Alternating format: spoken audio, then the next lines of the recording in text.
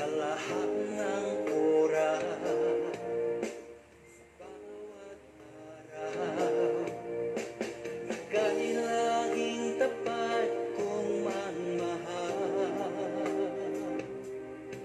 Ang iyong kaawa ay magpawalang hanggan. Pinupuri, sinasamba kita, dakilang Diyos at Panginoon. Tunay na ang ika'y walang katulad, tunay na ang ika'y di magpapagod, mabuti ang sa ating mamahal.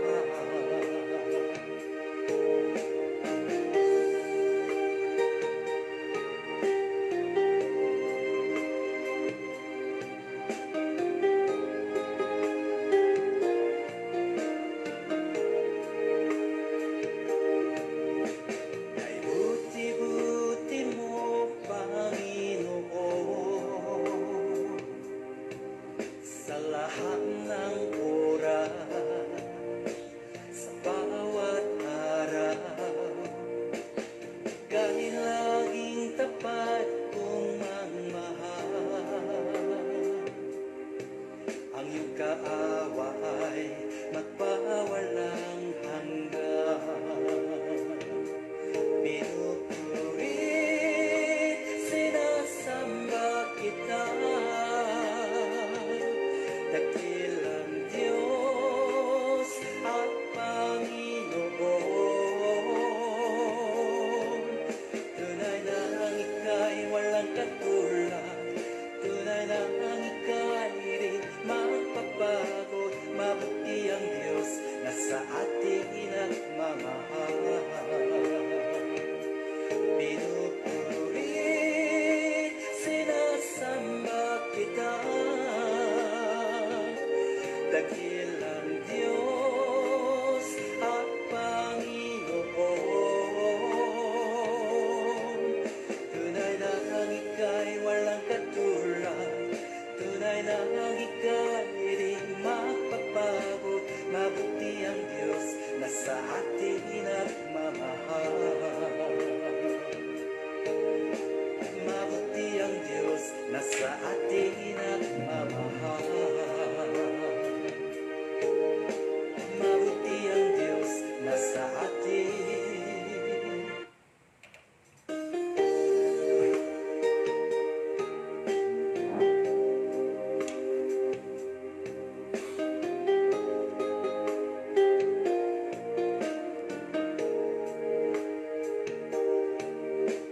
kay buti-buti mo, Panginoon,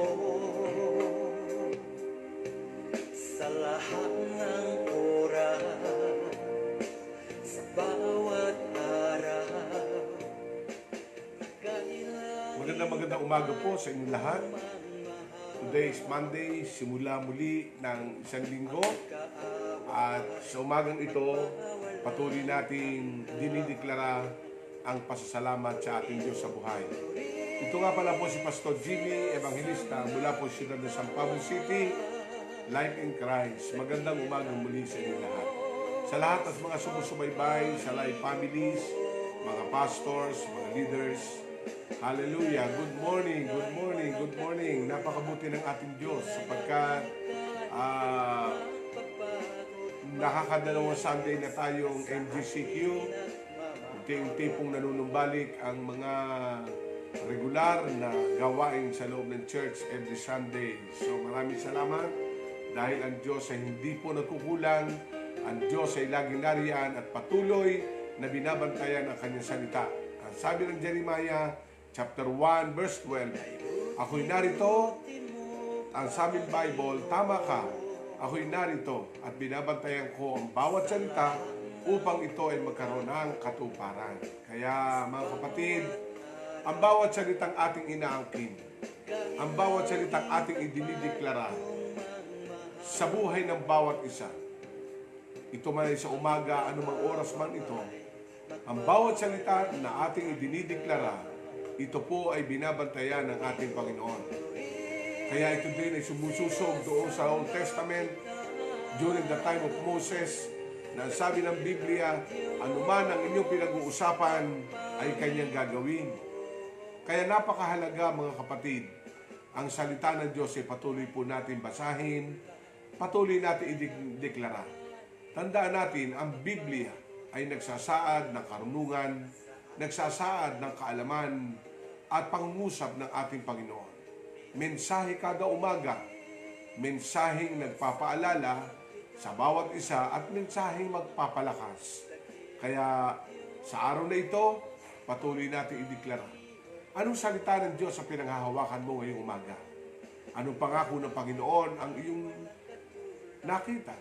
Habang ikay nagbabasa ng Bible, anong pangako ang pwede mong ipaalala sa Diyos araw-araw upang ito'y kanyang bantayan at bigyan ng katuparan? Salamat. Hallelujah. Tayo po'y sumamba sa Panginoon sa pagitan ng ating. Hallelujah. Mabuti ang Diyos na sa atin. Nagmamahal. Nagmamahal. Amen, amen, amen. Napakabuti ng ating Diyos na buhay. We give you praise, we give you glory, we give you adoration. Let us declare the goodness of the Lord. Hallelujah. Yes, Father God. Yes, Lord. Oh, Rabasikiya na Rabasyon. Patuloy ka namin sinasamba, Panginoon. Patuloy namin idinideklara ang bawat salita mo sa bawat umaga. Patuloy ang iyong salita'y magiging buhay sa bawat isa. Ang mga pangako mo, Panginoon.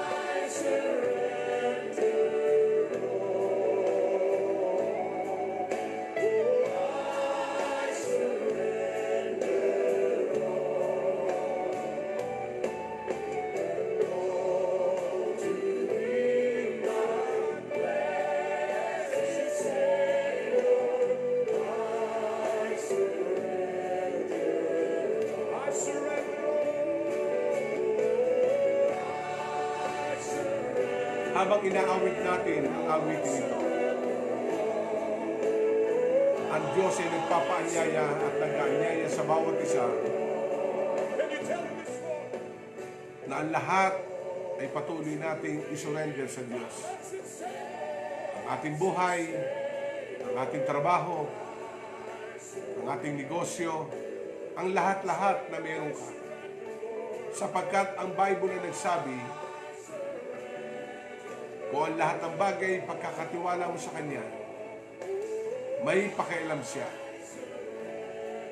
May pananagutan siya at patuloy na bibigyan tayo ng kalakasan araw-araw. Let us surrender everything unto the Lord. Surrender.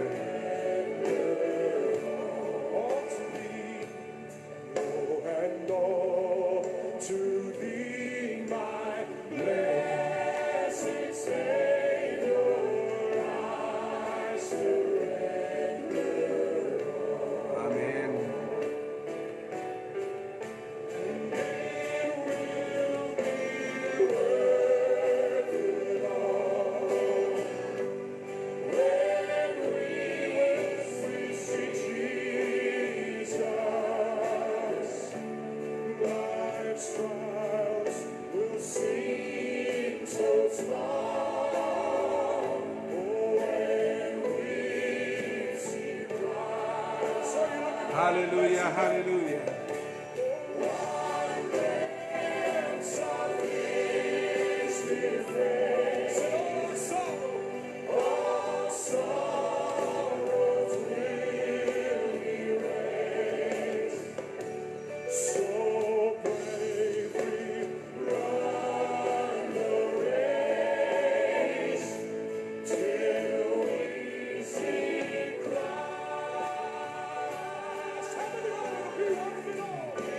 Ano man ang ating pangailangan, idulog natin sa Diyos. Siya na nagkakalinga ay kanyang iingatan ng bawat isa. Ama namin Diyos, sa pangalan po ng Panginoong Hesus, anumang salita ang inaangkin, anumang salita ang dinideklara ng aking mga kapatid ngayong umaga, Lord God, in the name of Jesus, makapangyarihan ang iyong salita, anuman Panginoon ang mga pangako kanilang hinihintay, Lord God, in the name of Jesus Christ of Nazareth, abutin mo Panginoon ang bawat pangailangan. Sino man may sakit at karamdaman, idantay mo ang iyong mapagpalang kamay, Panginoon, at patuloy na idaloy at padaluyin na kagalingan ng gagaling sa iyo. Sino man nangangailangan ng lakas espiritual, pisikal, dalahin ko, Panginoon, kalingain mo, Panginoon, at i-restore mo, Diyos, katulad ng isang agila. Patuloy ko pong inihahandog sa iyo. Ano man salita ang kanilang binibitiwan at inaangkin ngayong umaga, kapatid, kaibigan. Habang ang salita ng Diyos ay binabasa mo ngayon, mga pangakong binibitawan ng Diyos sa iyo ngayong umaga, ito'y magkakaroon ng katuparan. Ito'y kanyang babantayan. Lumilikha ang salita ng Diyos. Ang aklat ng Genesis na sinabi ng Panginoon, magkaroon ng lahat ng nilikha, nagkakaroon. Magkaroon ng lahat ng lumalakad sa kabundukan, nagkaroon. Sinabi ng sinalita ng Diyos, magkaroon ng lahat ng lumilipad sa himpapawid, nagkaroon. At sinabi ng Diyos, magkaroon ng lahat ng lumalangoy sa karagatan ay nagkaroon. At nagkaroon ng buhay ang bawat salita. Kaya huwag tayong manghinawa na angkinin ang bawat pangako ng Panginoon. Huwag tayong manghinawa na ideklara ang salita ng Diyos. Sapagkat ang salita ng Diyos ay patuloy na nagmamanifest into being, into material things, into financial things, manifest through healing, manifested through strength upon strength and favor. Let us declare always the power of the Word of God. Ang salita ng Diyos, ang sabi niya, habang nakikita pa natin, naririnig, pakinggan natin. Sapagkat darating araw, hahanapin mo ito, nagugutom ka hindi sa tubig, sa pagkain, magugutom ka sa salita ng Diyos. Kaya sa umagang ito, patuloy mong ihandog, patuloy natin kilalanin ang kapangyarihan ng Diyos sa ating buhay. Patuloy natin diniklara ang mabubuting bagay na ginagawa ng Panginoon ng bawat salita niya. Hallelujah! Lord, in the name of Jesus, habang kami ngayon ay nakikinig sa live, sa replay, o maging sa audio, in the name of Jesus, abutin mo ang bawat isa. Lay your hands, O God, to everyone. Ibinantay mo yung mapagpalang kamay sa ulunan ng bawat isa. Kapatid, kaibigan, habang ikay nakayuko, idinadantay ng Diyos ang kanyang kamay sa iyong ulo. In the name of Jesus, habang nakadantay ang kanyang kamay, ipinapatong na ang kanyang kamay, angkinin mo ang lahat ng salita na binigay sa iyo. Yes, receive it today, receive it today, receive it today. You are blessed, you are highly favored, you are healed, your prayer is answered. In the name of Jesus, your contract is renewed. In the name of Jesus, your increase is now coming. Claim it now in the name of Jesus, in the name of Jesus. Salamat, Panginoon. Itinataas ko sa iyo ang lahat ng pastor na ngayon ay nag-online. Ama, salamat sa kalakasan sa bawat isa. Walang sawa naming ibabahagi ang iyong salita sa magitan ng social media. Hindi kami manghihinawang magpaalala. Hindi kami manghihinawang mangaral. Sapagkat ikaw ang nagsabi, Panginoon, sa takdang panahon, may papangaral ang iyong salita at mararating nito ang bawat sulok ng daigdig at ang wakas ay darating. Kaya, Panginoon, ang dalangin ko, bigyan mo ng kalakasan ang bawat pastor, ang bawat nangunguno sa bawat iglesia. Palakasin mo, Panginoon, sapagkat kami naniniwala sa pangkasalukuyan nangyayari, Panginoon, may nararanasan bilang tao, nararamdaman ang pressure in the name of Jesus. Lord, alsin mo ang mga alalahaning ito. Alsin mo, Panginoon, ang kabigatan ito sa bawat puso at isip ng bawat pastor, bawat lingkod mo, Panginoon. Makapaglingkod kami ng may lakas. Makapaglingkod kami, Panginoon, na may kagalakan. Salamat, Panginoon. Patuloy namin dinideklara ang iyong salita. Ang kalakasan nito ay katulad ng isang agila. Kakampay kami, kakampay. Lalakad kami tatakbo. pero hindi kami mapapagod. Maraming salamat, dakilang Diyos. Salamat, Panginoon. At anumang inaasahan pa ng iyong mga anak habang sila nakikinig ng live na ito o sa replay, Father God, we declare in the name of Jesus, your word, your word, your word, your word will not return to me void, but you will accomplish what you desire. And we claim it, Lord God, we receive today, in the name of Jesus, the very word from you, the very word, the very promises, the covenant, Lord God, through your blood, in the name of Jesus, aming inaangking ito. Sa pangalan ng Panginoong Jesucristo, Amen, Amen, Amen. Palakpakan natin ang ating Panginoon. Yes! Glory! Napakabuti ng Panginoon. Today is Monday again. Napakabuti ng Diyos. Napakadami po nating dapat ipagpasalamat. Amen? Praise God, praise God. Napakabuti ng Panginoon, mga kapatid. Alam nyo, napakaraming bagay ang dapat natin ipagpasalamat sa Diyos. Hallelujah. Naalala ko po yung isang pastor, nagkwento siya dahil meron siyang 2 kabayo na ito ay inilalaban niya sa laro. Ito'y sa ibang bansa.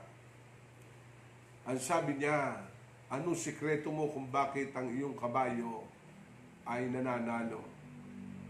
Isa lang ang sinabi ng may-ari ng kabayong yon. Ang sabi po ng may-ari, pinapakain ko ng mahusay at sinasanay ang aking kabayo. May sangkap na kailangan siyang lumakas, may kailangan siyang takbuhin araw-araw mula dun sa kanyang oval, at meron pong mga inumin na pinaiinom, mga vitamin na pinakakain sa kabayo. Pagdating ng oras ng labanan, laging nananalo. Alam nyo, ayaw man natin ikumpara ang ating sarili. Ay higit tayo sa hayop na kailangan lagi tayo nagtatagumpay. Mapagtagumpay tayo isinasama sa parada ng tagumpay ng ating Panginoon. Pero isang faktor at napakalaking bahagi ng buhay natin ay ang kalakasan natin. Hindi lang pisikal na tayo magpapalakas, katulad na itinuro kahapon, paano tayo magkakaroon, how to respond in our present conflict and problem. At isa na example ko, kailangan nating mag-response ang ating katawan na may kalakasan. So napakahalaga sa buhay ng bawat isa na bagamat tayo may kaabalahan, bagamat tayo nagtatrabaho, bagamat kailangan natin gawin ang dapat gawin sa araw-araw, huwag natin kakalimutan at ito lagi ang paalala ni Apostol Pablo kay Timoteo. Tandaan mo, mula no ikay bata, ang salita ng Diyos ang nagbibigay sa iyo ng lakas at kaligtasan. Ang sinabing yun sa aklat ng 2 Timothy chapter 3 verse 13 to 16. Ipinapaunawa yung salita na itinuro sa iyo ng iyong ina at ng iyong lola, si Louie. Ay huwag mo kakalimutan ang salita ng Panginoon. Ito ang dapat natin dalin-dalin. Alam niyo, bilang magulang, malayo ang aking mga anak sa akin. May mga sandaling pinagpipray ko sila. May mga sandaling iniaalay ko lagi sila. Pero ako'y nagpapasalamat. Sapagkat malayo man kami sa kanila, ang salita ng Diyos ay malapit sa kanila. Ang unang mag-aalaga ay ang Diyos. Kaya sa ating mga kapatid, ano man ating nararanasan, malayo ka man sa pamilya mo, malayo man ang iyong magulang, malayo man sa iyo ang mga anak mo at magulang mo, saan man sila naroon, tandaan natin, ang Diyos ang patuloy na magbibigay sa atin ng lakas. Hindi natin kayang baguhin ang sitwasyon na kung saan ay kaya natin pigilin ng lahat. Pero kaya natin ipagkatiwala sa ating Diyos ang lahat ng bagay. Kaya ang aking pong dalangin at laging sinasabi sa Life in Christ, huwag niyong papabayaan ang spiritual life niyo. Huwag niyong pababayaan, lagi kayong magpakalakas. Amen? Kasi lahat po tayo may pinagdadaanan. Lahat. At bilang pastor, no, pipilitin mo na ikay magbuklat ng Bible, pipilitin mo na ikay magawa ng teaching, pipilitin mo. Kailangan mo gawin yon. Hindi dahil ikay napipilitan, kundi dahil kailangan mo na maghanda ng pagkain ng mga tupa araw-araw. Kailangan mo na meron kang isusubo. Katulad na isang magulang, maagang gumising, nagluluto. Dahil ang nais niya sa paggising ng kanyang pamilya, may ihahain na sa hapag. Ganun po ang pastor. Kaya kung kayo pastor ng iba't ibang church, pahalagahan niyo ang inyong pastor. Bigyan niyo na pasalamat. Sa sitwasyong ito, napakaganda ba yung mag-message kayo, Pastor, salamat sa mga salita na naririnig namin. Kasi bahagi yon. Bahagi yon. Pag nga tayo kumain sa restaurant, nasarapan tayo, nagpapasalamat tayo doon sa nagluto. Nagpapasalamat tayo sa waiter. Alam niyo sa panahong ito, kung kayo bilang tupay, kailangan niyo ng kalakasan. Ang inyong pastor, saan man siya naroon, kailangan din ng lakas. Napakadali magmensahe kayo sa kanya. Pag nabasa niya yon, kalakasan niya na yon. Hindi lang panahong ito na tayo po ay patuloy na lumalakad ng walang direksyon. Kailangan natin makarating sa finish line. At kailangan natin ay encouragement sa bawat isa. Amen? Amen po ba? Kaya sa kabila po nito, hindi tayo makabisita, mga essential activities lang ang ating dinadaluhan dahil hindi nating alam ang lugar, pero napakaganda naman sapagkat may text, may chat, napakahalaga. Hatiran, no? Alam niyo ba't ko nasabi yun? Kami mga pastor ay nakikita-kita rin. Alam niyo, ay pag kami nakikita-kita, siyempre usapang pastor, usapang pag-aalaga, no? Naghahayag ka ng yung mga nararanasan. At kalimitang pastor ay gano'n ang nangyayari. At hindi naman natin kunong iniitsapwera sarili ko. Natotoo naman talaga na kung ang tupay nangangailangan ng kalakasan, kalinga, message, kamustahan, alam nyo, gano'n din ang mga pastor. Kaya sa panahong ito, habang naaabot nyo through media, text, just say to your pastor, Pastor, thank you. Amen? Amen po ba? Pag tayo napapagsabihan, magpasalamat tayo. Amen po ba? Kasi alam nyo, sa ikabubuti rin natin yon. Sabi ng Bible, magpasakop kayo't mahalin nyo sapagkat ito'y sa ikabubuti ninyo. Kasi, oo nga naman pag ang pastor ay huwag mang mangyari, no, manghina, hindi na kumilos, sino maapektuhan? Ang kongregasyon. Ang maapektuhan ay mga tupa. Kaya, pag-aalaga. Kung ang pastor, inaalagaan ng tupa, literally, ang tupa, nagbibigay ng gata sa pastor. Nagbibigay ng kaaliwan din. Kaya, mga kapatid, napakahalaga. Ang panahong ito ay maiparamdam natin, just chat him. Text your pastor. Say, I love you. Thank you for the word. Thank you for everything. Napakahalaga. Kung ikay naghihintay ng ganon, yes, lahat. Okay, good morning. Ngayon, ang tatalakayin po natin sa loob po ng isang linggo, MWF. Again, ang akin pong inihanda kahapon, nung medyo naging busy po na Saturday, naging busy na Sunday kasi may mga naka-schedule na pong kasal, may naka-schedule na dedication. Tulad itong linggong ito, yung anniversary ng isang gasolinahan po sa Nagkarlan na ating bina-Bible study ay may anniversary ng Tuesday, bukas. O essential yun. Kailangan mo pumunta talaga Amen? Kasi upang magpasalamat. So sa Huwebes, nandun naman kami sa Los Baños para dumalo ng Laguna for Jesus Movement Ministerial. So then Friday. Kaya kailangan natin ng panalangin. At salamat po sa panalangin ninyo. Amen? Ang aming chairman ng prayer group, si Pastora Nida. Salamat po, Pastora.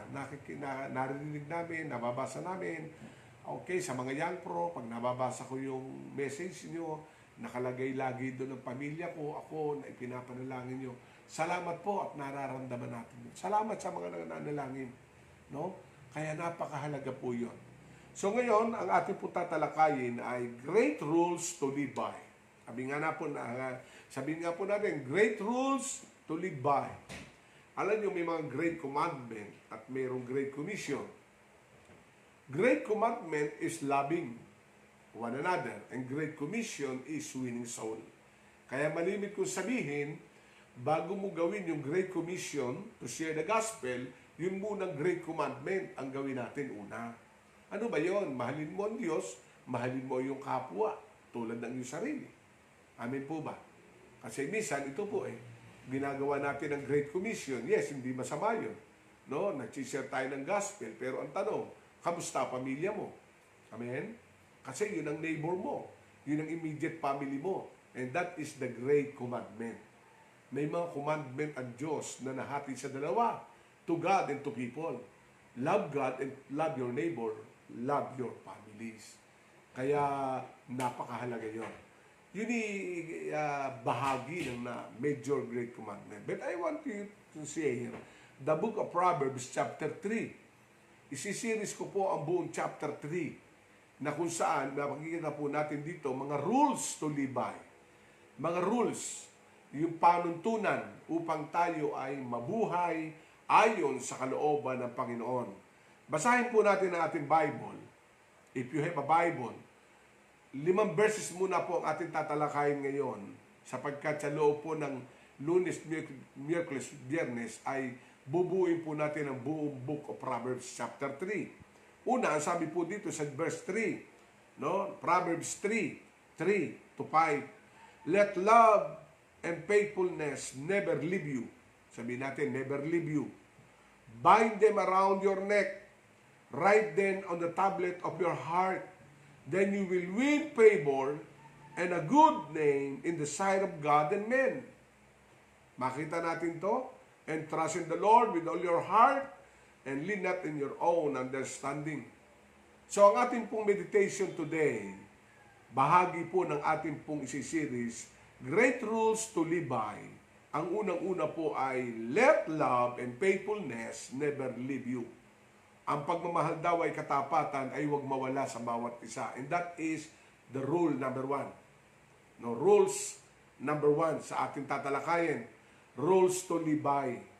Huwag natin kakalimutan yan. Kaya itong Proverbs chapter 3 ay naglalaman ng karunungan ng Diyos na ibinigay kay Solomon. No? Solomon, kasi pag ang ating binabasa po ay aklat ng awit, kalapitan sa Diyos through David. Amen? Sa magitan ni David siya nagsulat. Pero pagdating po sa kanyang anak na si Solomon, ang kanyang forte ay ang karunungan, no? The wisdom from the Lord na binibigay. Kaya ang rules number 1 sa ating series na let us great rules to live on. Sabi nga natin, great rules to live on. And number 1, dito po sa verse na ito, we need to love, let love and faithfulness never leave you. According to verse 3 and 4. Ayon po sa talatang 3 at 4, let the love and faithfulness never leave you. Kaya huwag mawawala ito. Kaya sabi nga, hope, faith, mawawala. Pero ang love is still remain. Maging sa langit. No? Kahit sa langit, mga kapatid, ang pananampalataya mawawala, ang pag-asa mawawala, pero ang pagmamahal hindi. No? Bakit? Kasi ang pananampalataya, usapin lang dito sa lupa, patungkol sa ating pagkakilala sa Diyos. At yung hope ay mga salitang pag-asa na habang ikay nabubuhay, hindi ka mawawala ng pag-asa na andun sa buhay. Pero ang love, it is a rules to live by na hindi mawawala yan. Sa loob ng kasayahan, sa loob ng kahinaan, sa loob ng problema, anumang sitwasyon dito sa lupa at sa langit, let love the Lord with all your heart. Sabi nga natin, let love and faithfulness never leave you. To the Lord, you need to love God. Kaya dito makikita natin in our short meditation, love and faithfulness. No? It is not love without faithfulness. We cannot do faith to be faithful without love. Kaya sabi nga, magka-chemistry and love and faithfulness. Magkasama ito. Kasi ang love, it is an action word. It is defined meeting the need. Kasi ang love, ito po'y nino-nurture. Ang love, ito'y pinapakain. Ang love, ito'y ikinikilos. Ang love, ito'y isinasalita. Ang love, ito'y ipinararamdam. Kaya love ay napakahalaga na maunawa natin. It is an action word. Action word. Even though love is a 4-letter word, but the word love, it is an action word. Ano? That the exact definition of love, it is not feelings, it is not only relationship. The exact definition of love is meeting the needs.